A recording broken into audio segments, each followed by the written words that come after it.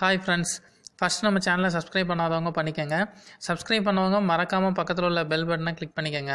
இன்றைக்கி நம்ம பார்க்கக்கூடிய டாபிக் என்ன அப்படின்னா, கூகுள் மெசேஜஸ் ஆப்பில் வந்து ஒரு நியூ அப்டேட் பற்றி தான் நம்ம பார்க்க போகிறோம்.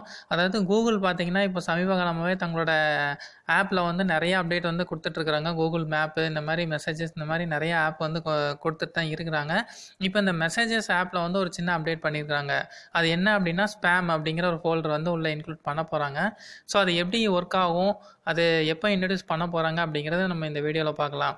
நீங்கள் ட்ரூ காலர் யூஸ் பண்ணியிருந்தீங்க அப்படின்னா உங்களுக்கு இந்த ஆப்ஷன் வந்து உங்களுக்கு தெளிவாகவே புரியும் அப்படின்னு நினைக்கிறேன். எல்லாருமே ட்ரூ காலர் யூஸ் பண்ணுவாங்க. அதாவது ட்ரூ காலரில் வந்து ஸ்பேம் அப்படின்னு சொல்லி ஒரு ஃபோல்டர் இருக்கும், மெசேஜிங்னு சொல்லிட்டு. அதில் என்ன ஆகும் அப்படின்னா, அந்த மெசேஜஸ் வந்து எங்கேருந்து வந்திருக்கு, யார் அனுப்பிச்சிருக்கா அப்படிங்கிற நேமோடு உங்களுக்கு டிஸ்பிளே ஆகும்.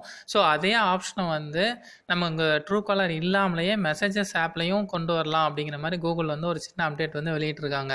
ஸோ இந்த மெசேஜஸ் வந்து மெசேஜஸ் ஆப் வந்து யூஸ் பண்ணுறவங்களுக்கு இது ரொம்பவே உதவியாக இருக்கும் அப்படின்னே சொல்லலாம்.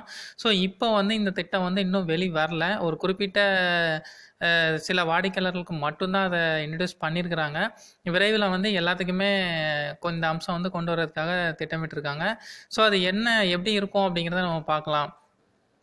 அதாவது இப்போ இந்த சில ஆப்ஷன் வந்து உங்களுக்கு எனேபிள் ஆச்சு அப்படின்னா உங்களுக்கு நோட்டிஃபிகேஷனில் காமிச்சிருக்கும். அப்படி நோட்டிஃபிகேஷனில் காமிச்சவங்க என்ன பண்ணோம் அப்படின்னா, அதாவது செட்டிங்ஸில் போயிட்டு அட்வான்ஸ்டு செட்டிங்ஸ்னு ஒரு ஆப்ஷன் இருக்கும்.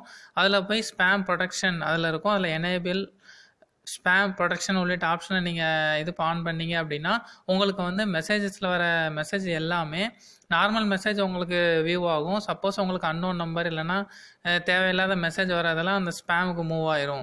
ஸோ மூவ் ஆகிட்டு உங்களுக்கு அந்த இதில் என்ன, யார் அனுப்பிச்சிருக்கா, என்ன நேமோட டிஸ்பிளே ஆகும்.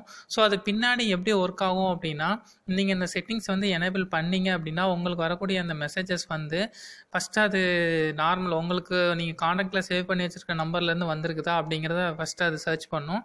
அதுக்கப்புறம் என்ன பண்ணும் அப்படின்னா, உங்களுக்கு அது இல்லை அப்படின்னா, அன்னோன் நம்பராக இருந்துச்சு அப்படின்னா அதை ஃபஸ்ட்டு அவங்க கூகுளுக்கு அனுப்பிச்சு கூகுள் வந்து அதை சர்ச் பண்ணி உங்களுக்கு நேமோட அந்த ஸ்பேம் ஃபோல்டரில் வந்து உங்களுக்கு டிஸ்பிளே பண்ணிக்குவோம்.